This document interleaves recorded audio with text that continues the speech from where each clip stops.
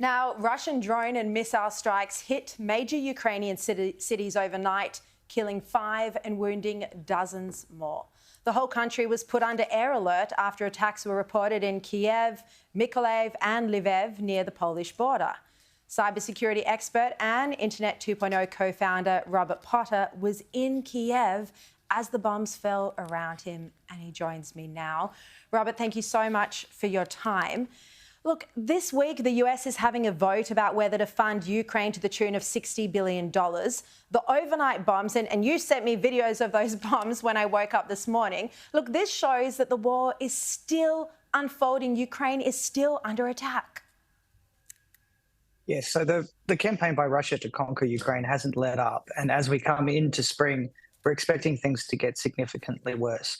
The key terrain and the key place where this war is being decided right now is in the discussions in the United States Congress.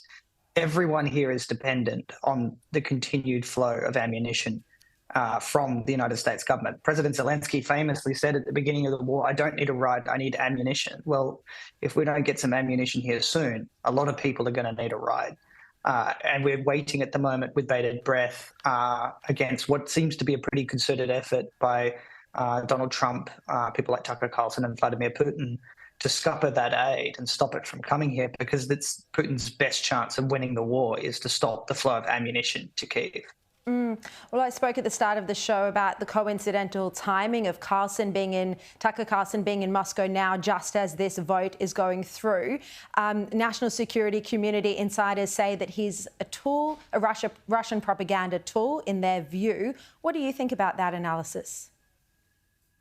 I think it's incredibly dangerous for someone like Tucker Carlson, who has this repeated history of just offering the worst Kremlin talking points about the state of the war, to be at the leading edge of a propaganda effort to scupper aid to a democracy that's currently got 250,000 Russian soldiers in it, trying to take major cities full of Ukrainian civilians.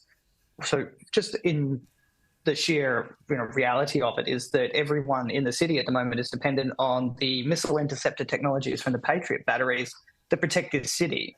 Now, the reason those batteries are in this city is because Putin keeps bombing the city. Those Patriot batteries should be protecting soldiers at the front line. So Ukraine ends up having to choose to use these missile batteries to protect civilians. It's the complete opposite to what we see in Israel, where Hamas hides behind the local civilian population. But everyone is wondering when those batteries are going to run out of ammunition, because that's when Putin will be able to strategically bomb the civilian population of Ukraine and force them to surrender to him.